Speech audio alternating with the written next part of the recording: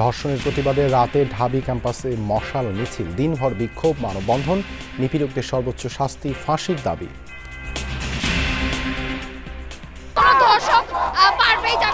খুব দ্রুত প্রকাশ্যে আমরা ধর্ষণের ফাঁসি চাই। 3 মাসে বিচার শেষ করতে হবে ধর্ষণ মামলার, তদন্তের আগে জামিন পাবে না আসামি, জানালেন আইন উপদেষ্টা। মেয়েরা সত্যি নিরাপত্তাহীনতায় ভুগছে। আমরা এই ব্যাপারে পদক্ষেপ নিচ্ছি। ধর্ষণের মামলাগুলোর তদারকি করার জন্য আইন মন্ত্রণালয়ের আলাদা একটা সেল থাকবে। সাভারের ডাকাত দলের হামলায় স্বর্ণ ব্যবসায়ী নিহত, এলাকায় আতঙ্ক। ঝালকাঠিতে পিকআপ নিয়ে ডাকাতির চেষ্টা, পিছু হটল এলাকাবাসীর প্রতিরোধে।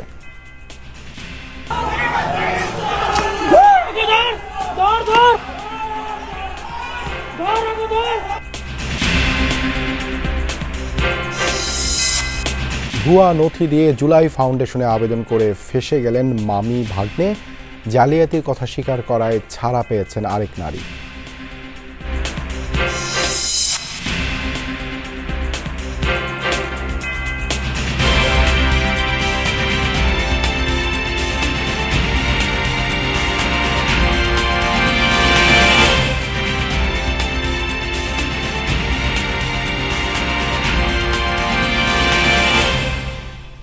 আমন্ত্রণ যমুনা নিউজে আপনাদের সঙ্গে আছি আমি দেবাশিস রঞ্জন সরকার। এতক্ষণ শিরোনাম দেখছিলেন। মাগুরায় শিশু ধর্ষণ ও দেশের বিভিন্ন স্থানে নারী নিপীড়নের প্রতিবাদে মশাল মিছিল করছে ঢাকা বিশ্ববিদ্যালয়ের শিক্ষার্থীরা। বলেছেন, তনু ও মুনিয়া ধর্ষণের সঠিক বিচার না হওয়ায় ধর্ষকরা লাগামহীন হয়ে উঠেছে। সবশেষ মাগুরায় এই ছোট্ট শিশুটি ধর্ষকের হাত থেকে রক্ষা পায়নি। আগামী 3 দিনের মধ্যে বিশেষ ট্রাইব্যুনাল গঠন করে দ্রুত ধর্ষকদের বিচারসহ 5 দফা দাবি জানান শিক্ষার্থীরা। রাজধানীর বিভিন্ন স্থানসহ দেশের বিভিন্ন স্থানে মশাল মিছিলের মধ্যে দিয়ে ধর্ষণের বিচার দাবি করেছে শিক্ষার্থীরা। রোববার রাত 8টায় পূর্ব ঘোষিত কর্মসূচির অংশ হিসেবে ধর্ষণের প্রতিবাদে মশাল মিছিল বের করে ঢাকা বিশ্ববিদ্যালয়ের সাধারণ শিক্ষার্থীরা। এ সময় শিক্ষার্থীরা নানা স্লোগানের সাথে দেশ জুড়ে আলোচিত বিভিন্ন নারী নিপীড়নের প্লাকার্ড বহন করেন। রাজু ভাস্কর্যের পাদদেশ থেকে শুরু হয়ে শাহবাগ মোড় ঘুরে আবারও রাজু ভাস্কর্যে এসে মিছিলটি শেষ হয়। মশাল মিছিল শেষে সংক্ষিপ্ত বক্তব্যে শিক্ষার্থীরা বলেন, দেশে বিভিন্ন সময় যেসব ধর্ষণ হয়েছে তার সঠিক বিচার হয়নি, ফলে ধর্ষক ভয় না পেয়ে বারবার ধর্ষণের মতো জঘন্য অপরাধ করে যাচ্ছে।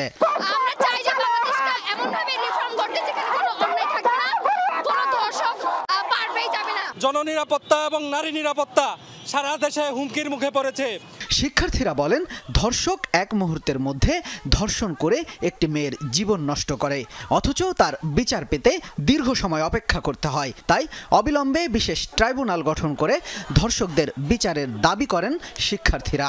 দেরি না করে খুব দ্রুত প্রকাশ্যে আমরা ধর্ষণের ফাঁসি চাই। এখানের প্রত্যেকটা নারী এক একজন তনু, এখানের প্রত্যেকটা নারী এক একজন মুনিয়া।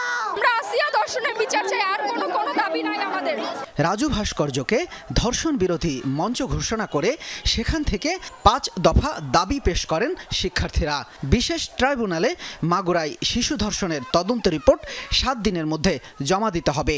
একই সাথে আগামী 1 মাসের মধ্যে ধর্ষকের বিচারিক প্রক্রিয়া সম্পন্ন করে সর্বোচ্চ শাস্তি মৃত্যুদণ্ড দেওয়ার দাবি করেন তারা।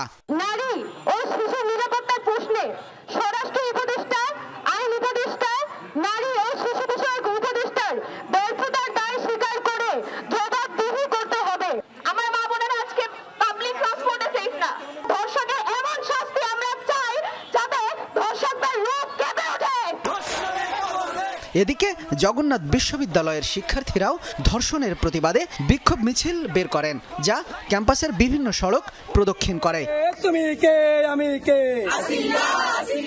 শিশু ধর্ষণ সহ সারা দেশে নারী নির্যাতনের বিচারের দাবিতে বিভিন্ন জেলায় মশাল মিছিল করেছেন শিক্ষার্থীরা। বরিশাল, রংপুর, খুলনা, সিলেট, নাটোর ও গোপালগঞ্জে বিক্ষোভ করেছেন শিক্ষার্থীরা। শামীম রেজা, যমুনা নিউজ, ঢাকা। মাগুরায় ধর্ষণের শিকার 8 বছরের শিশুটির শারীরিক অবস্থা এখনও অপরিবর্তিত। সকালে ঢাকা সেনানিবাসে সম্মিলিত সামরিক হাসপাতালে শিশুটিকে দেখতে যান স্বরাষ্ট্র উপদেষ্টা অবসরপ্রাপ্ত লেফটেন্যান্ট জেনারেল মোহাম্মদ জাহাঙ্গীর আলম চৌধুরী। এ সময় সর্বোচ্চ চিকিৎসা সেবা নিশ্চিতে হাসপাতাল কর্তৃপক্ষকে নির্দেশ দেন তিনি।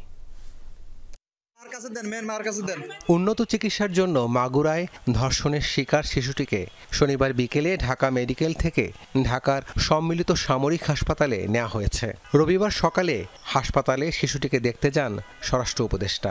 হাসপাতাল কর্তৃপক্ষকে নির্দেশ দেন সর্বোচ্চ চিকিৎসা সেবা নিশ্চিতে। এ সময় সম্মিলিত সামরিক হাসপাতালের ঊর্ধ্বতন কর্মকর্তারাও উপস্থিত ছিলেন। চিকিৎসকরা জানান, শিশুটির শারীরিক অবস্থা এখনও অপরিবর্তিত, এখনও জ্ঞান ফেরেনি। চিকিৎসকদের সার্বক্ষণিক পর্যবেক্ষণে রাখা হয়েছে শিশুটিকে। ধর্ষণের ঘটনায় মাগুরা সদর থানার মামলার পর 4 আসামিকে গ্রেপ্তার করেছে পুলিশ। সদর থানার ওসি জানান, ভুক্তভোগীর মায়ের করা মামলায় শিশুটির ভগ্নিপতি, বোনের শ্বশুর, শাশুড়ি ও ভাসুরকে আসামি করা হয়েছে। এই 4 জনই গ্রেপ্তার আছে। সর্বোচ্চ গুরুত্ব দিয়ে মামলার তদন্ত কাজ চলছে বলে জানায় ওসি। হিটু শেখ, তারপরে সজীব, রাতুল আর জাহেদা 4 জন আসামি দিয়ে মামলা করেছে। 4 জনকে গ্রেপ্তার করা হয়েছে। অচেতন অবস্থায় শিশুটিকে গত বৃহস্পতিবার সন্ধ্যায় ঢাকা মেডিকেলে ভর্তি করা হয়। এরপর শুক্রবার রাতে তাকে লাইফ সাপোর্টে নেওয়া হয়। রাব্বি সিদ্দিকী, যমুনা নিউজ, ঢাকা।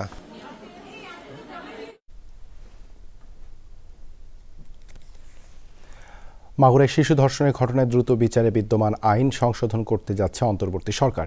180 দিন থেকে দ্রুত বিচারের বিধান 90 দিন করা হচ্ছে বলেও জানিয়েছেন আইন উপদেষ্টা আসিফ নজরুল। বলেন, ধর্ষকরা জামিনও পাবেন না। অন্যদিকে স্বরাষ্ট্র উপদেষ্টা বলেছেন, ধর্ষণ ও নিপীড়নের ঘটনায় কেউ ছাড় পাবে না। নারীদের স্বাধীন চলাচলে যে বা যারা বাধা দিবে তাদের বিরুদ্ধে ব্যবস্থা নেওয়া হবে।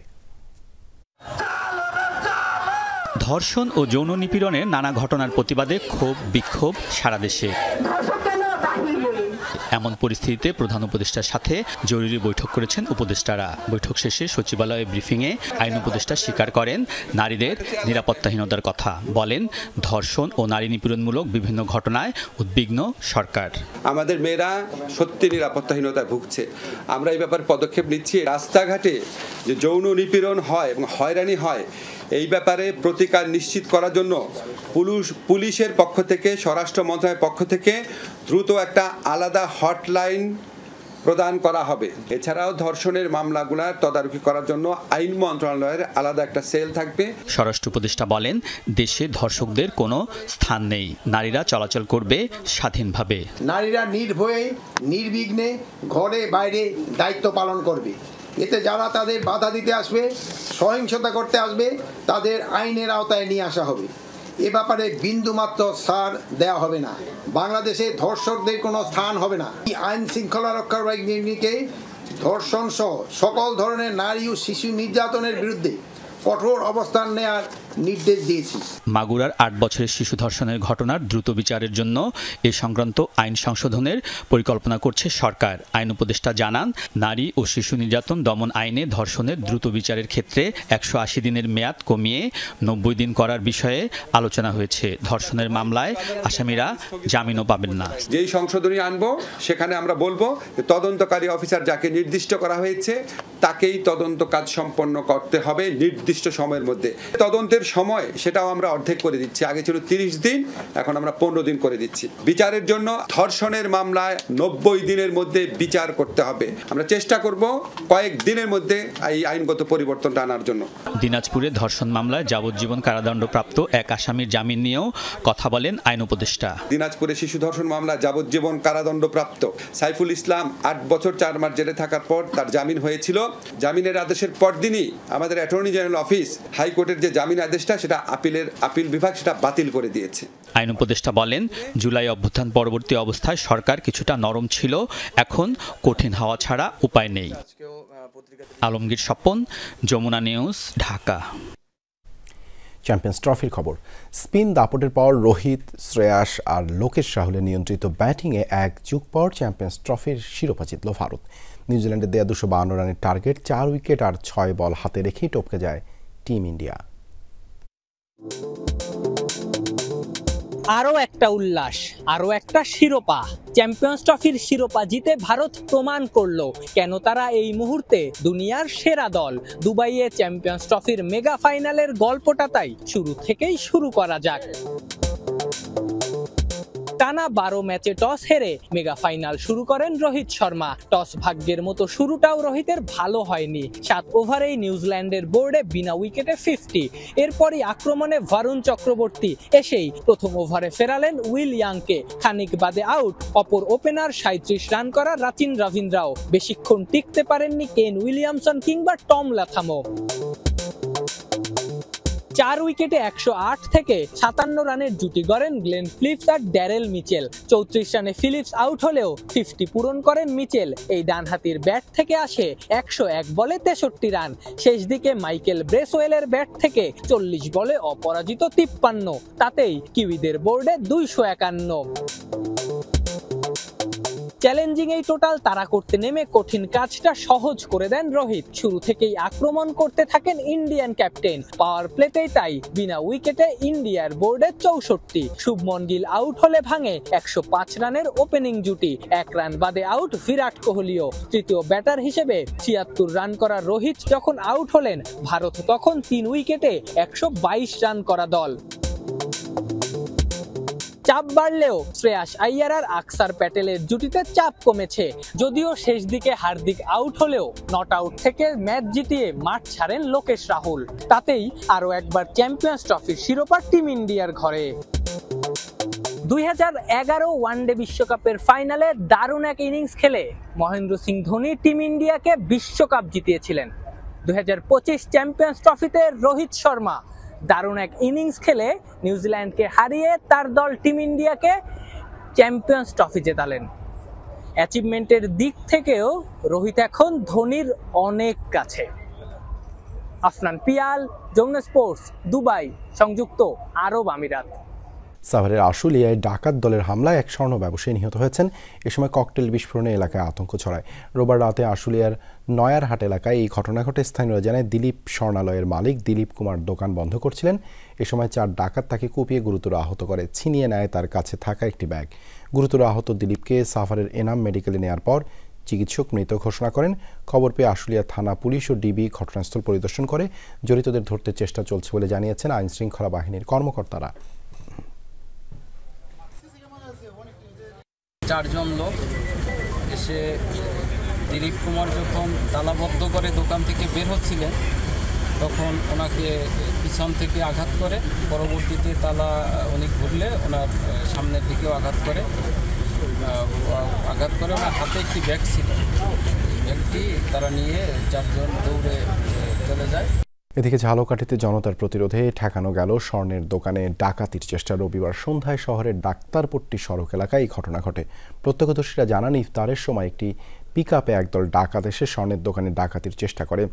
দোকান মালিকদের চিৎকারে স্থানীয়রা তাদের ধাওয়া করলে বোমা নিক্ষেপ করতে করতে পালিয়ে যায় ডাকাত দল।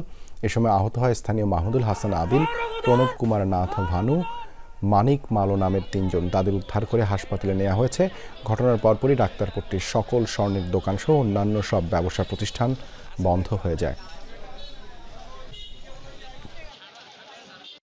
যখন মসজিদে মাগরিবের নামাজ চলতেছিল ইফতারের পরে, তখন এরা প্রথম ডাক্তারপট্টি ঘোষ ভবনের সামনে একটা বোমা বিস্ফোরণের ঘটায়। দোকানের ভিতরে শব্দ শোনার সাথে সাথে আমি বেরোবো কি তাড়াতাড়ি রাইড অফ করে আমি দোকান বন্ধ করে বেরোয় ভিতরে এই সাইডে আসছি। এদিক থেকে পিকআপ বানাইছে, বোম মারতে মারতে আমরা এখানে দাঁড়াইছি, আমাদের সামনে বোম মারছে, আমরা দৌড়ে ফাঁড়ির ভিতরে ঢুকছি, সোজা চালাই গেছে। সিরাজগঞ্জে যমুনা সেতুর পশ্চিম সংযোগ সড়কের ঝাউইল এলাকায় একটি মাইক্রোবাসে ডাকাতি হয়েছে। রোববার রাতেই ঘটনা ঘটে। পুলিশ জানায়, ঢাকায় বাংলাদেশ আদর্শ শিক্ষক ফেডারেশনের সম্মেলনে অংশগ্রহণ শেষে মাইক্রোবাসে রাজশাহী ফিরছিলেন ভুক্তভোগীরা। সিরাজগঞ্জে ঝাউইল এলাকায় পৌঁছলে ডাকাত দল মাইক্রোবাস লক্ষ্য করে পাথর ছুঁড়ে মারে। শব্দ শুনে চাকা পাংচার হয়েছে কিনা তা দেখতে গাড়ি থামান চালক। এ সময় 7-8 জন ডাকাত অস্ত্র ঠেকিয়ে মাইক্রোবাসের যাত্রীদের নগদ অর্থ ও মোবাইল লুট করে। পরে ভুক্তভোগীরা যমুনা সেতু পশ্চিম থানায় ডাকাতির মামলা করেন। সিলেটের জাফলংয়ে রাতের অন্ধকারে অবৈধ বালু পাথর উত্তোলনকে কেন্দ্র করে 2 গ্রুপের মধ্যে ধাওয়া পাল্টা ধাওয়ার ঘটনা ঘটেছে। স্থানীয়রা জানায়, পরিবেশগত সংকটাপন্ন এলাকা জাফলংয়ে বালু পাথর উত্তোলন নিষিদ্ধ হলেও কয়েকদিন ধরে রাতের আধারে শত শত শ্রমিক নদীর পশ্চিম তীরে পাথর ও বালু তোলে। তা থেকে চাঁদা আদায় করে স্থানীয় ইউপি সদস্য কামাল। রোববার রাত 10টার দিকে শ্রমিকদের সাথে এই নিয়ে কামালের লোকজনের দ্বন্দ্ব তৈরি হলে উভয় পক্ষ দেশীয় অস্ত্র নিয়ে পাল্টা ধাওয়ায় জড়িয়ে পড়ে। পরে পুলিশ এসে পরিস্থিতি নিয়ন্ত্রণে আনে। এবার জুলাই শহীদ স্মৃতি ফাউন্ডেশনে একই দিনে কয়েকজন প্রতারক ধরা পড়ল। এর মধ্যে সুপরিকল্পিতভাবে একই পরিবারের ৩ জন জালিয়াতিতে অংশ নেয়। আরেক জালিয়াতের আগমন ঘটে চাঁদপুর থেকে, তবে অপরাধের কথা স্বীকার করায় ছেড়ে দেয়া হয় তাকে। বিস্তারিত জানাচ্ছেন লামিয়া তিথি। পুলিশে দিতে যাচ্ছি, পুলিশে দিয়ে দিতে বলবো। 2 জন মহিলা ও 1 জন পুরুষ আহত সেজে তারা জুলাই শহীদ স্মৃতি ফাউন্ডেশনে এলেও শেষ রক্ষা হলো না, ধরা পড়ে গেল জালিয়াতি। আমার সাইন নেওয়া হয়েছিল। মামা, মামি ও ভাগ্নে 3 জন মিলে এই জালিয়াতির পরিকল্পনা করে। এর মধ্যে মামি ও ভাগ্নের আহতের ধরন একই রকম। উভয়ের রিপোর্টে নেই সামান্য একটুও তফাৎ। সেটি দেখেই সন্দেহ জাগে জুলাই শহীদ স্মৃতি ফাউন্ডেশনের কর্মকর্তাদের। ফোন করে ডেকে আনা হয় মামি ফারহানা ইসলাম ও ভাগ্নে মহিউদ্দিন সরকারকে। নিজেদের আহত দাবি করে মামি আর ভাগ্নে প্রমাণস্বরূপ এক্সরে রিপোর্ট ও সার্টিফিকেট দেয়। ভুয়া এসব প্রমাণ সরবরাহ করে মহিউদ্দিনের মামা নাজিরুল বাশার। ভাগ্নের পরিকল্পনায় নিজ মালিকানাধীন নিউ লাইফ জেনারেল হাসপাতাল থেকে তৈরি করে দেওয়া হয় এসব ভুয়া কাগজ। জেনেছি ওর কাছ থেকে, ও জেনেছে অন্যজনের কাছ থেকে, কিন্তু যখন এটা এরকমটা জেনেছি যে অ্যাপ্লিকেশন করা যায়, তখন আমার হাজবেন্ড বলছে যে যাও তাহলে একটা অ্যাপ্লিকেশন করো। এরকম আমার হাজব্যান্ড আমাকে বলেছে ওরা ডকুমেন্ট তৈরি করছে। আমি ডকুমেন্ট তৈরি করি নাই, আমি অ্যাপ্লিকেশনও করি নাই। আমি একটা জিনিস করছি, যেদিন সাবমিট করা হয় সেদিন একসাথে আসছি। এসব ফর্মে কী কী লাগবে এরকম কিছু জোগাড় করার জন্য মামার সাথে যোগাযোগ করি। মামা ওখান থেকে সব ডকুমেন্ট বানাই দিয়েছে। আমার ডকুমেন্ট তার ডকুমেন্ট সেম, তার ডকুমেন্ট সেম, এক্সরে সবগুলোই সেম। তারপরে এখানে নিয়ে এসে জমা দিয়েছি, তারপরে ওখান থেকে তারা ফোন দিয়েছিল। যমুনা টেলিভিশন জানতে চায় কিভাবে তারা পেলেন MIS নাম্বার। এলাকা থেকে আমাকে সদর হসপিটাল থেকে ডাকছে, আমি গেছি, যারা সে আমাদের তথ্য নিছে, তারপরে অটোমেটিক এখানে এসেছে জানছে আমার MIS এসেছে। স্যার, সদরের স্যাররা, নাম আমার মনে নাই, সদর হসপিটালের স্যার। এক পর্যায়ে ফারহানা ইসলামকে বলা হয় স্বামীর সাথে যোগাযোগ করতে। ফোন করা হলে স্বামী নাজিরুল বাশার আসার ব্যাপারে অপারগতা জানান। আপনি কখন আসবেন? আমি কতদূর সময় লাগবে জানি না, আমার মাথা ঠিক আমি পাক্কা পড়ে যাবো। এনারা আপনি না আসলে মানবে না বলছে। পরে কালকে এসে দেখা করে দেবো, সমস্যা নেই। আলিম ভাই ওই সমন্বয়ক ভাই যাচ্ছে তো জয়েন্ট থেকে। আবেদন সত্যায়িত করেছিলেন নিউ লাইফ জেনারেল হাসপাতালের চিকিৎসক ডাক্তার দীপ্ত সাহা। বারবার ফোন করা হলেও তার সাড়া মেলেনি। আরেক প্রতারকের আগমন চাঁদপুর থেকে। মামি ভাগ্নের মতো এই নারীও জুলাই শহীদ স্মৃতি ফাউন্ডেশনে জমা দেন প্রয়োজনীয় কাগজপত্র। তবে ভেরিফিকেশনে এসে ধরা খেয়ে যান শাহিদা বেগম। নিজ মুখে জালিয়াতের কথা স্বীকারও করেন। এখানে বলছি হাঁটুতে গুলি খেয়েছি, কিন্তু আমি পইরা যায় ইনজুরি হয়েছে। মিথ্যা কথা বলছি, কিন্তু আমি আহত ইনজুরি ছিলাম। জুলাই শহীদ স্মৃতি ফাউন্ডেশনের কর্মকর্তাদের সাথে কথা বলে জানা যায় অনেকে এভাবে ভুয়া কাগজ দিয়ে আহতদের সহায়তায় বিঘ্ন ঘটাচ্ছে, নষ্ট হচ্ছে মূল্যবান সময়। জুলাই শহীদ স্মৃতি ফাউন্ডেশনে আর্থিক অনুদানের জন্য আসছে এবং অনেকে প্রতারণামূলকভাবে টাকা নিয়েও নিয়েছে। তাদের বিরুদ্ধে আমরা ফৌজদারি কার্যবিধির অনুযায়ী মামলা দায়ের করছি। সেকেন্ড স্টেপে যখন আসে তখন আমাদের একজন ভেরিফিকেশন অফিসার দেখতে পারে যে 2টা ফাইলের মধ্যে মেডিকেল ডকুমেন্টসগুলো মোটামুটি সেম, এক্সরেগুলো সেম। দেখার পর ওনার সন্দেহ হয়, তারপরে ওনাদের 2 জনকে নক দেওয়া হয়, আপনারা আসেন ফাউন্ডেশনে এসে কথা বলেন। 2 জনে আসার পর আজকে আমরা ধরি ওনাদের। পরে মামি ও ভাগ্নেকে পুলিশের হাতে তুলে দেয়া হয়। অপরাধের কথা স্বীকার করায় ছেড়ে দেওয়া হয় চাঁদপুরের সেই নারীকে। লামিয়া তিথি, যমুনা নিউজ, ঢাকা। আলোচিত 2 ব্যবসায়ী প্রতিষ্ঠান সামিট ও নাবিল গ্রুপের প্রায় 150 কোটি টাকার ব্যাংক হিসাব জব্দ করেছে দুদক। এছাড়া সাবেক ভূমিমন্ত্রী সাইফুজ্জামানের 102 কোটি টাকার শেয়ার ও 957 বিঘা জমি জব্দের নির্দেশ দিয়েছেন আদালত। এদিকে 6.5 কোটি টাকার অবৈধ সম্পদ অর্জনের অভিযোগে সাবেক প্রতিমন্ত্রী এনামুর রহমানের বিরুদ্ধে মামলা করেছে সংস্থাটি।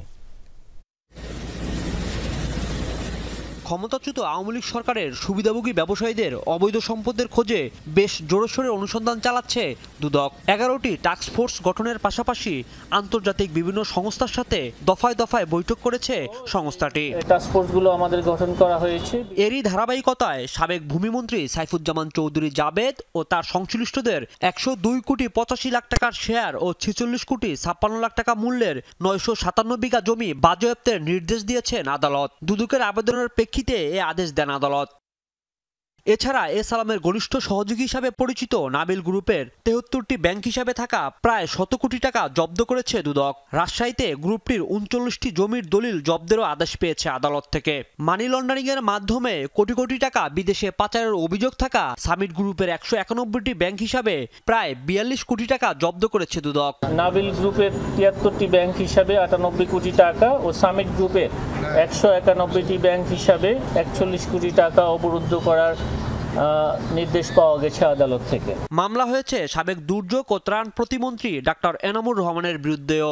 ৬,৫০,০০,০০০ টাকারও বেশি মূল্যের সম্পদ অর্জন এবং 5টি ব্যাংক হিসাবে ১২,৬৯,০০,০০০ টাকারও বেশি অস্বাভাবিক সন্দেহজনক লেনদেনের মাধ্যমে মানি লন্ডারিং সংক্রান্ত অপরাধ সংগঠনের অপরাধ প্রমাণিত।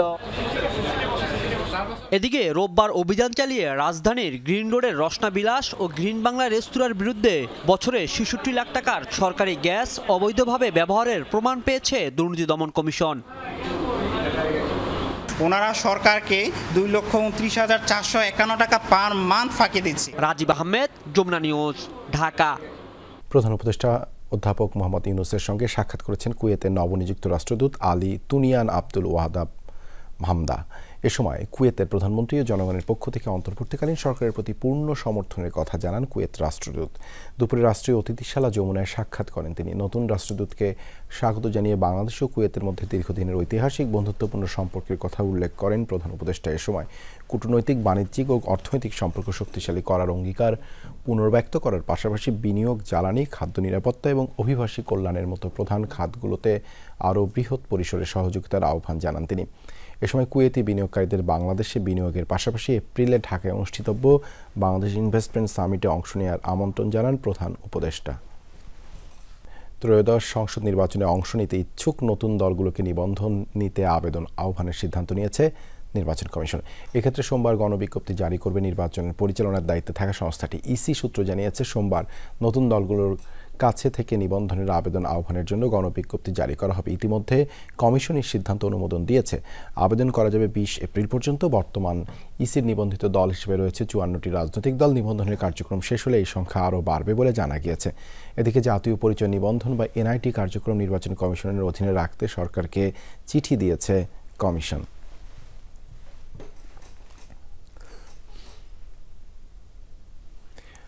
আন্তর্জাতিক অপরাধ ট্রাইব্যুনালে গুমের অভিযোগে দায়ের করলেন সাবেক রাষ্ট্রদূত ও অতিরিক্ত পররাষ্ট্র সচিব এম মারুফ জামান। এদিকে ঢাকা উত্তর সিটির সাবেক মেয়র আতিকুল ইসলাম সহ ১০ জনের বিরুদ্ধে ১২ই মে তদন্ত প্রতিবেদন দাখিলের নির্দেশ দেন ট্রাইব্যুনাল। সাবেক রাষ্ট্রদূত এম মারুফ জামান আয়নাঘরে বন্দী ছিলেন ১৬ মাস। বলেছেন আয়নাঘরে কাটানো নির্মম নির্যাতনের কথা। আপনারা যদি আয়নাঘর কি আসলে জানতে চান তাহলে বড় যদি আপনি যে কি বলে কন্টেইনার আছে না, লোহার কন্টেইনার দেখেন জাহাজে যায়, ঠিক ওইরকম যদি আরও লম্বা করেন, অন্ধকার করে রাখেন, যে ওটা ভিতরে যা থাকে ঠিক আয়নাঘর তাই ছিল। এখন যেটা আপনি দেখছেন সেটা ছিল না, যে অনেক অনেক অনেক জঘন্য ছিল। এবং তারা সেখানে আমাকে 5 মাস রাখে হলো রিমান্ড সেল, যেখানে গ্রেড 2 টর্চার 24 ঘন্টা একজনের বন্দির উপর চালানো হতো। শেখ হাসিনা ও ভারত বিরোধী মনোভাব নিয়ে লেখা প্রকাশের কারণে ২০১৭ সালের ৪ ডিসেম্বর অস্ত্রের মুখে গুম করা হয় তাকে। রোববার আন্তর্জাতিক অপরাধ ট্রাইব্যুনালে এসে অভিযোগ দায়ের করেন তিনি।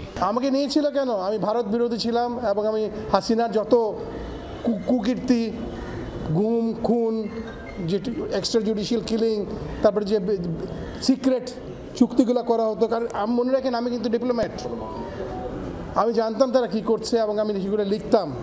তারা আমাকে অনেক ওয়ার্নিং দিয়েছে, লেখা বন্ধ করো। আমি বলছি না, আমার কলম আপনারা বন্ধ করতে পারবেন না, সেই জন্য আমি লিখতাম।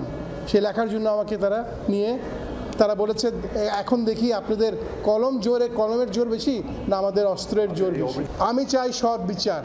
আমি তো শুধু আমি না, আমার মতো হাজারো লোক ছিল। এদিকে জুলাই অভ্যুত্থানে উত্তরায় গণহত্যার অভিযোগে ঢাকার উত্তর সিটির সাবেক মেয়র আতিকুল ইসলাম সহ মোট 10 আসামির তদন্ত প্রতিবেদন 12ই মের মধ্যে দাখিলের নির্দেশ দিয়েছেন আন্তর্জাতিক অপরাধ ট্রাইব্যুনাল। সেই সাথে ওসি মুজিবুর রহমানকে 16 মার্চ ও এসি জাবেদ ইকবালকে 18 মার্চ জিজ্ঞাসাবাদের অনুমতি দিয়েছেন ট্রাইব্যুনাল। দুজনের ব্যাপারে আমরা ইন্টারোগেশন চেয়েছি। এদের নেতৃত্বে প্রায় 2 শতাধিক ছাত্র জনতাকে সেখানে হত্যা করা হয় সে কারণে তাদের কাছ থেকে ডিটেইল তথ্য উদ্ঘাটনের জন্য তাদেরকে আমরা জিজ্ঞাসাবাদ করার জন্য অনুমতি দিয়েছি। আদালত তাদেরকে অনুমতি দিয়েছেন। এদিন রামপুরায় গণহত্যার ঘটনায় ৩ জন পুলিশ সদস্যের বিরুদ্ধে নতুন করে গ্রেফতারি পরোয়ানা জারি করেছেন আদালত। মনিরুল ইসলাম, যমুনা নিউজ, ঢাকা। যেখানে মব ভায়োলেন্স সেখানে গ্রেপ্তার নির্দেশনা দেওয়া হয়েছে বলে জানিয়েছেন তথ্য উপদেষ্টা মাহফুজ আলম। বলেন, ধর্মীয় পরিচয়ে বা যে কেউ হোক এক্ষেত্রে কাউকে ছাড় দেওয়া হবে না। এক্ষেত্রে গত 7 মাসে সকল মব ভায়োলেন্সের সাথে জড়িতদের গোয়েন্দা তথ্য নেওয়া হচ্ছে বলেও জানিয়েছেন মাহফুজ আলম। স্বরাষ্ট্র উপদেষ্টা জানান, নিষিদ্ধ সংগঠন হিজবুত তাহরিরের বিরুদ্ধে ব্যবস্থা নিচ্ছে সরকার।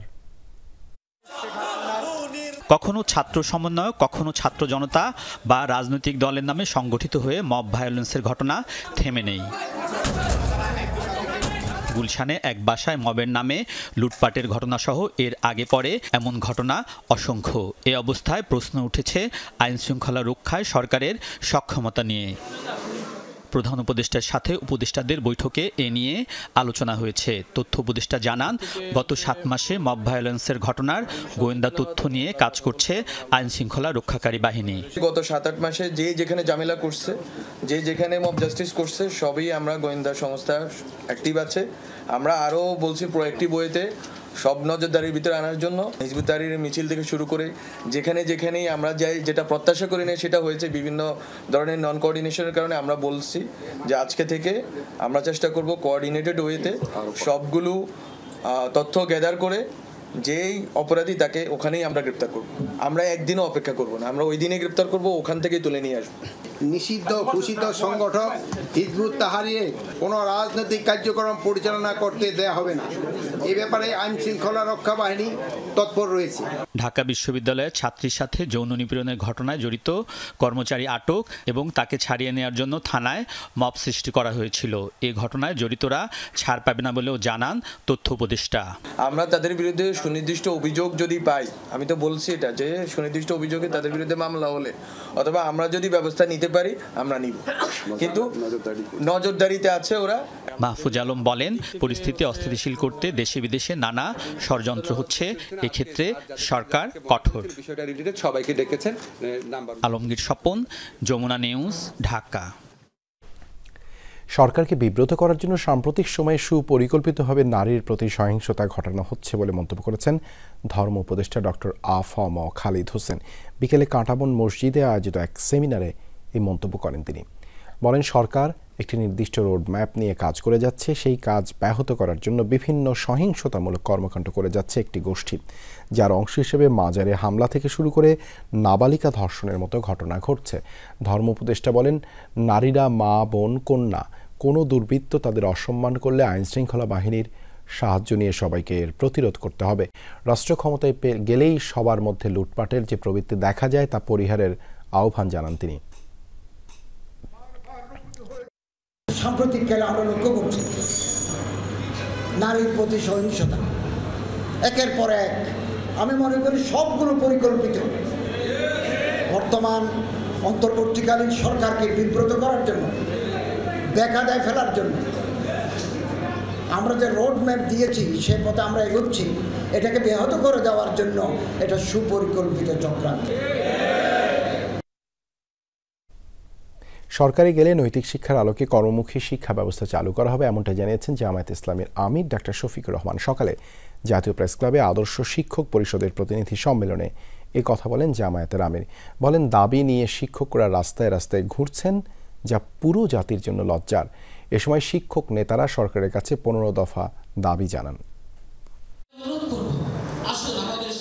পুরো দেশ থেকে কয়েকশো শিক্ষক অংশ নেন প্রতিনিধি সম্মেলনে। এ সময় শিক্ষক নেতারা বলেন, মানসম্পন্ন শিক্ষার জন্য সবার আগে শিক্ষা ব্যবস্থার গুণগত পরিবর্তন প্রয়োজন। বেসরকারি শিক্ষকদের জাতীয়করণ, ঈদের আগে শতভাগ বোনাসের ব্যবস্থা সহ সরকারের কাছে 15 দফা দাবি জানানো হয় প্রতিনিধি সম্মেলনে। এনসিটিভি নয়, মাদ্রাসার জন্য আলাদাভাবে উইং করেন। নৈতিক ও ধর্মীয় মূল্যবোধের ভিত্তিতে জাতিকে একটা শিক্ষা ব্যবস্থা আপনাদের উপহার দিতে হবে। সেজন্য অবিলম্বে একটি শিক্ষানীতি ঘোষণা দিতে হবে। শিক্ষা জাতির মেরুদণ্ড, কিন্তু আমি আপনাদের বলতে চাই তাহলে শিক্ষারও তো একটা মেরুদণ্ড থাকতে হবে। আজকে বাংলাদেশের যে শিক্ষা ব্যবস্থা এটা সমাজতান্ত্রিক চেতনায়, ধর্মনিরপেক্ষ চেতনায়, বিভিন্ন চেতনায় আজকে পরিচালিত হচ্ছে। বিগত ফ্যাসিস্ট সরকার সমকামিতার মতো জঘন্য জিনিসও এই শিক্ষা ব্যবস্থার মধ্যে আমদানি করেছিল। সম্মেলনে প্রধান অতিথি হিসেবে যোগ দেন জামাতের আমির। বলেন, প্রচলিত ব্যবস্থায় সঠিক শিক্ষা ছিল না, সে কারণেই শিক্ষকদের সম্মান করেন না বিভিন্ন স্তরের দায়িত্বপ্রাপ্তরা। বাধ্য হয়ে রাস্তায় দাবি নিয়ে নামতে হয় শিক্ষকদের। মানব প্রবৃত্তির সুপ্তধনকে, গুপ্তধনকে বাইরে নাড়ছাড় করে নিয়ে আসার নাম হচ্ছে শিক্ষা। আমরা সেটা পারিনি বলেই আজকে ছাত্রদের দুয়ারে শিক্ষকদেরকে এইভাবে অসহায়ের মতো দাবি পেশ করতে হচ্ছে। ওই শিক্ষাটাই আনতে হবে, যেই শিক্ষায় দাবি আদায়ের কোনো প্রয়োজন হবে না। জামাত আমির বলেন, শিক্ষা ব্যবস্থায় আমূল সংস্কার প্রয়োজন। সরকার গঠনের সুযোগ পেলে সবার আগেই সেই সংস্কারে হাত দেবে দলটি। শিক্ষককে শিক্ষকের মর্যাদার আসনে বসানো আর ছাত্রদেরকে দেশ গড়ার কারিগর হিসাবে তৈরি করো, যাতে একজন ছাত্রের হাতে তার শিক্ষার পাঠ চুকানোর পরে যেভাবে সার্টিফিকেট আসবে, কাগজের সার্টিফিকেট, ঠিক তেমনিভাবে তার কাছে আসবে কাজের অফার লেটার। এই দুইটা একসাথে তার হাতে পৌঁছবে। মাগুরায় শিশুর উপর পাশবিক নির্যাতন পুরো জাতির বুকে ছুরিকাঘাত বলে মনে করেন ডাক্তার শফিকুর রহমান।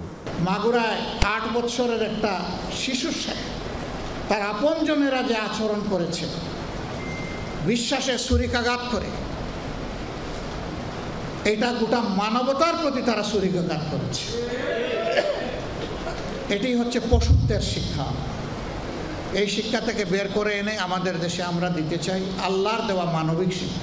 সম্মেলনে সবাইকে ইনসাফি ভিত্তিক সমাজ গড়ার আহ্বান জানান জামাত আমির। এই কোরআন মনে রাখবেন শুধু মুসলমানদের প্রপার্টি না, এই কোরআন হচ্ছে বিশ্ব মানবতার প্রপার্টি। রিয়াজ রায়হান, যমুনা নিউজ, ঢাকা। রমজানে জমজমাট রাজধানী ইফতার বাজারগুলো। ফার্মগেটের জনপ্রিয় কয়েকটি রেস্টুরেন্টে ছাড়াও বিভিন্ন স্থানে নানা পদের মুখরোচক খাবারের আয়োজন নিয়ে হাজির হন ব্যবসায়ীরা। তারা বলেন, সার্বিক পরিস্থিতিতে ক্রেতাদের চাপ তেমন একটা নেই, বলছেন বিক্রেতারা। রাজধানীর ফার্মগেট এলাকার বিভিন্ন রেস্টুরেন্ট আর খাবারের দোকান সেজেছে ইফতারের বাহারি আয়োজনে। এখানকার বড় রেস্টুরেন্টগুলোতে ইফতার আইটেমে ভরপুর। ছোলা, মুড়ি, পেঁয়াজু, বেগুনি ছাড়াও এখানে আছে খাসির গ্রিল, খাসির চাপ, খাসির লেগ কাবাব, খাসির স্পেশাল লেগ রোস্ট। তার জন্য এই লেগ পিসটা নিয়ে যাওয়া, আসলে বাসায় এটা করা হয় না এবং এটা করা মানে পসিবল না, এই জন্য এখান থেকে কিনছি আর কি। মাঝে প্রতি বছরে একবার বাচ্চারা পছন্দ করে বলে কিনি আর কি। ছোট জিলাপি একটু মচমচা হয় বেশি, তাই বেশি পছন্দ। আর বড় জিলাপি হলো নেতায় যায়, কেমন জানি হয়। Chicken chilli, chicken roast, brain মশলা সহ নানা পদের মেইন ডিশ। আর খাসির হালিম তো সবার প্রিয়। কিমা পরোটা সহ বিভিন্ন ধরনের পরোটা, চিকেন শাসলিক, ডিম চপ ছাড়াও জনপ্রিয় দই বড়া। টক দই বানানোর পর এটার পরে ময় মশলা দিয়ে, তারপরে আপনার দই বড়াটা ডাল দিয়া, ডাল বাইটা, তারপরে খুব স্পেশালভাবে বানানো হয় আর টেস্টের জন্য আর কি, চেঞ্জ করা। সবসময় তো বাসায় খাই। কাবাব খেতে ভালো লাগে, তারপর হালিম খেতে ভালো লাগে। চিকেন চাপ এটা ভুনা টাইপ, এটা অনেক ভালো ভালো আইটেম। এটা ব্রেন মশলাম সবগুলাই হলো মগজ। দেশের সার্বিক পরিস্থিতি ও সাধারণের ক্রয় ক্ষমতা বিবেচনায় বিক্রি কিছুটা কম বলে জানান বিক্রেতারা। খাবারের মানে কোনো ছাড় দিচ্ছেন না দাবি তাদের। আমরা ভালো তেল ইউজ করি, হ্যাঁ, তারপর এখনো ল্যাপটপের কোনো জিনিস আমরা রাখি না। গতবারের তুলনায় এবার বেচা বিক্রি একটু কম, মানুষের ক্রয় ক্ষমতা কমে গেছে। আর হচ্ছে কাস্টমার অনেক কম, আমাদের এখানে কাস্টমার অনেক কম। বিকাল ঘনিয়ে এলেই ক্রেতারা আসতে শুরু করেন এইসব ইফতার বাজারে। ঘরে তৈরি খাবারের পাশাপাশি কিছুটা রেস্টুরেন্ট ফ্লেভার যোগ করতেই বাইরের ইফতারে চাহিদা। শওকত মঞ্জুর শান্ত, যমুনা নিউজ, ঢাকা। চীনের ফুজিয়ান প্রদেশের সানমিং বিশ্ববিদ্যালয়ের স্বেচ্ছাসেবী সংগঠন চালু করেছেন বাংলাদেশি এক শিক্ষক। লেই ফাং ইন্টারন্যাশনাল ভলান্টিয়ার টিম নামের এই সংগঠনটি প্রতিষ্ঠার উদ্যোগ নেন ডক্টর মোহাম্মদ সাইয়েদুল ইসলাম। স্বেচ্ছাসেবী দলটি বিশ্ববিদ্যালয়ের কমিউনিস্ট ইয়থ লীগ কমিটি, আন্তর্জাতিক সহযোগিতা ও বিনিময় অফিস এবং বিদেশি ভাষা শিক্ষা স্কুলের নির্দেশনায় গঠিত হয়েছে। লেই ফাংয়ের চেতনা প্রচার ও চীনা সংস্কৃতির সাথে বিশ্বের বিভিন্ন দেশের সংস্কৃতির সমন্বয় এবং জনকল্যাণমূলক কর্মকাণ্ডে সক্রিয় ভূমিকা রাখবে সংগঠনটি। বর্তমানে স্বেচ্ছাসেবী দলটিতে বাংলাদেশ সহ আরও 10টি দেশের 36 জন শিক্ষক ও শিক্ষার্থী কাজ করছেন।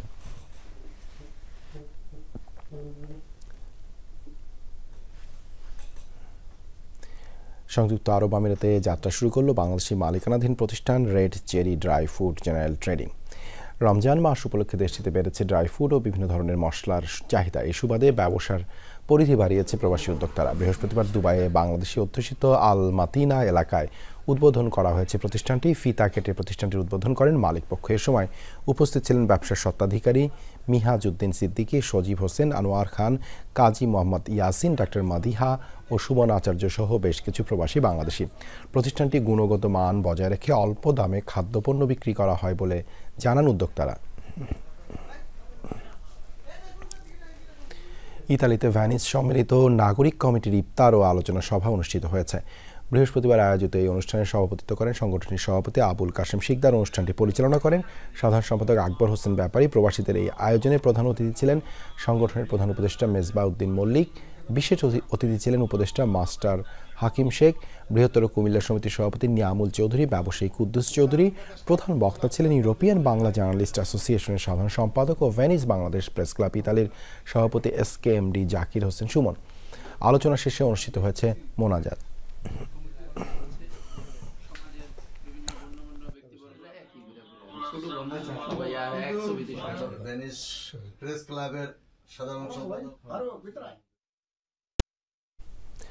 মালয়েশিয়ায় বৃহত্তর বরিশাল সমিতির দোয়া ও ইফতার মাহফিল অনুষ্ঠিত হয়েছে। শনিবার রাজধানী কুয়ালালামপুরে এই আয়োজন করা হয়। অনুষ্ঠানে সভাপতিত্ব করেন সংগঠনের সভাপতি মঞ্জু খান। যৌথভাবে অনুষ্ঠানের সঞ্চালনা করেন বাদল কারার ও মিরাজ হোসেন। এতে প্রধান আলোচক হিসেবে ছিলেন মাওলানা মোস্তাক ফারাজি। আরও উপস্থিত ছিলেন সংগঠনের সাধারণ সম্পাদক শেখাওয়াত হোসেন, সিনিয়র সহসভাপতি মির্জা সালাউদ্দিন, আবুল বাশার, রায়হান মিরাজ সহ বহু প্রবাসী বাংলাদেশি। ইফতার শেষে মুসলিম উম্মার শান্তি কামনা করে মোনাজাত করা হয়।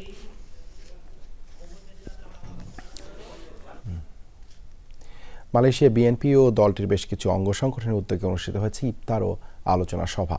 শুক্রবার রাজধানী কুয়ালালামপুরে বিএনপির ভারপ্রাপ্ত চেয়ারম্যান তারেক রহমানের কারাবরণ দিবস উপলক্ষে আয়োজন করা হয়। এতে দোয়া পরিচালনা করেন মালয়েশিয়া বিএনপির প্রতিষ্ঠাতা সাধারণ সম্পাদক তালহা মাহমুদ। সভা পরিচালনা করেন সাংগঠনিক সম্পাদক মির্জা সালাউদ্দিন। এছাড়াও উপস্থিত ছিলেন হাজি জাকিরুল ইসলাম, শেখাওয়াত হোসেন, ডক্টর SM রহমান তনু, কাজী সালাউদ্দিন সহ মালয়েশিয়া বিএনপির বহু নেতা কর্মী। পারস্পরিক সম্প্রীতির বন্ধন গড়ে তুলতে ইফতার আয়োজন করেছে মালয়েশিয়ার প্রবাসীদের সংগঠন MBFA। শনিবার স্থানীয় এক রেস্টুরেন্টে অনুষ্ঠিত হয় ইফতার মাহফিল। বাংলাদেশি কমিউনিটির উন্নয়ন ও কল্যাণ নিশ্চিত করতে পেশাগত দায়িত্ব অব্যাহত রাখার সংকল্প করা হয় এই অনুষ্ঠানে। ইফতার মাহফিলে সভাপতিত্ব করেন MBFA-এর সভাপতি প্রফেসর ডক্টর জাহাঙ্গীর আলম। মালয়েশিয়ায় অরাজনৈতিক সামাজিক সাংস্কৃতিক সংগঠন হিসেবে পরিচিত Malaysia Bangladesh forum association MBFA। বিনামূল্যে প্রায় 20,000 মুসল্লির ইফতারের আয়োজন করেছে ওমানে বসবাসরত বাংলাদেশিরা। পুরো রমজান মাস জুড়ে হবে এই আয়োজন। দেশটির রাজধানী মাস্কাটে বাংলাদেশি অধ্যুষিত এলাকা হামিরিয়ার হাবিব সোলাইমান মসজিদে এই আয়োজন করা হয়। বন্ধুদের সাথে নিয়ে প্রবাসী ব্যবসায়ী মোহাম্মদ নাসির এই আয়োজন উদ্যোগ নেন। গত 3 বছর ধরে এই আয়োজন করে আসছেন তারা। প্রতিদিন প্রায় 700-র বেশি রোজাদার ইফতারে অংশ নেন বলে জানান আয়োজকরা। আগামীতে সকলের সহযোগিতা নিয়ে এই ধারাবাহিকতা অব্যাহত রাখার কথা জানিয়েছেন তারা। এমন আয়োজনকে স্বাগত জানান রোজাদার মুসল্লিরা। আমরা সবাই বন্ধু বান্ধব মিলে আমি আয়োজন করি। ব্যাক আমাদের বন্ধু বান্ধবের সহযোগিতায় আস্থা 3 বছর ধরে সম্পন্ন হয়েছে। আপনারা দোয়া করলে সামনে আমরা আরো করতে পারবো। প্রায় আমরা 15-20 জন সবাই মিলিয়ে এদের ইন্তজাম করতেছে। আল্লাহ পাক তাদের কাজে কর্মে আমলে আখলাকে বরকত দান করুক। সবার সহযোগিতায় আমাদের বাঙালির দানবীর যারা অনেক দানবীর আছে ওনাদের সহযোগিতা আমরা করতে চেষ্টা করতেছি। আশা করি এই 30টা রোজাও আমরা চালিয়ে নিয়ে যাব। আমাদের বিশাল একটা আয়োজন, কখনো 500, কখনো 700, কখনো 600 মানুষ হয়ে থাকে। চন্দনাইশ প্রবাসী কল্যাণ সমিতি ওমানের উদ্যোগে দেশটিতে অনুষ্ঠিত হয়েছে ইফতার ও দোয়া মাহফিল। শুক্রবার ওমানের রাজধানী মাস্কাটের একটি মাঠে আয়োজন করা হয়। সমিতির সভাপতি CIP বাদশা মিয়া সভাপতিত্বে এতে পরিচালনা করেন সাধারণ সম্পাদক জাহাঙ্গীর আলম। অনুষ্ঠানের প্রধান অতিথি হিসেবে উপস্থিত ছিলেন সংগঠনের উপদেষ্টা CIP লিয়াকত আলী। এছাড়া উপস্থিত ছিলেন CIP নুরুল আমিন, আরিফ উদ্দিন চৌধুরী, দিদারুল আলম সহ অনেকে। সভায় দেশ, জাতি সহ মুসলিম বিশ্বের শান্তি কামনায় বিশেষ মোনাজাত করা হয়।